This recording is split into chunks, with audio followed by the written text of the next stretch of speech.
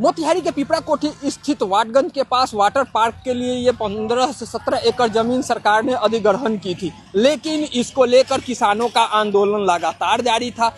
किसानों के आंदोलन के समर्थन में बक्सर के सांसद सुधाकर सिंह पहुंचे। इस दौरान यहाँ पे बड़े किसान सभा का आयोजन किया गया। किसान सभा करने के बाद उन्होंने उस अधिग्रहित की गई जमीन पर जो निर्माण कार्य चल रहे थे उसे रोक दिया। उसके बाद यहाँ खुद से ट्रैक्टर चलाकर उन्होंने पूरे खेत की जोताई की है। उन्होंने साफ तौर पे कहा है, हम सांसद भारतीय संसद के हैं और भारतीय संसद का प्रतिनिधि देश के किसी हिस्से में जो जन आंदोलन है, जो किसानों की लड़ाई है, जो नागरिकों की लड़ाई है, उसमें शरीक होता ही है।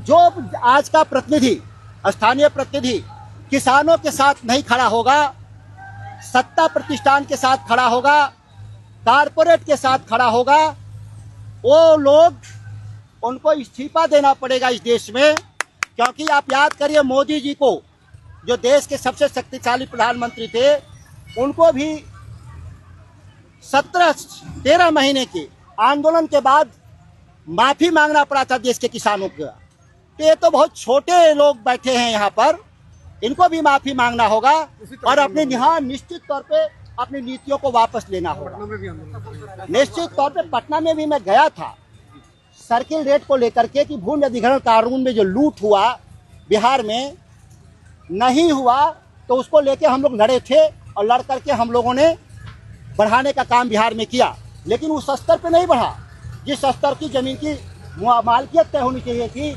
अभी नहीं हुआ। उनका ऑर्डर है, सीओ का रिपोर्ट है कि हम आपसे जो है माल गुजारी नहीं लेंगे, हम आपका जमाबंदी रद्द कर रहे हैं। इतना ही ना ऑर्डर है। उस ऑर्डर में पढ़ के दिखा दे कि जमीन का है कि मालिकाना किसान का नहीं है। बात सब समझ लीजिए। ये तो किसान लोगों की जानकारी की कमी का नाजायज फायदा उठा रहा है और पुलिस का कोई लीगल राइट नहीं है। अगर सरकारी अमीन यहाँ नापी करने आया, वो किसानों को सूचना देता कि हम आपको जमीन नापी कर रहे हैं, सहमति पत्र लेता।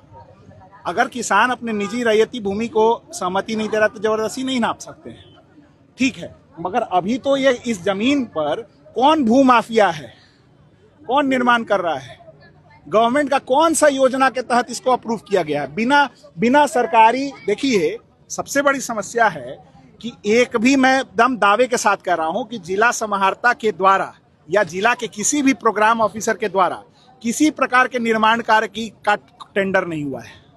तो बिना टेंडर के काम तो भूमाफिया करा रहा है। इसका मतलब सीधा है, जब गवर्नमेंट का कोई ऑर्डर नहीं है, राशि की अनुग्रहित नहीं की गई है, ईटा लाने का पैसा कहां से आया है, बालू का पैसा कहां से आया?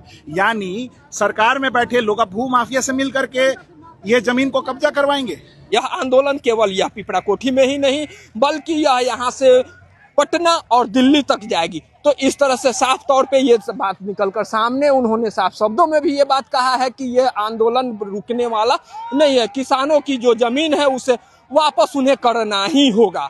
विवेक श्रीवास्तव, दैनिक भास्कर, मोतिहारी।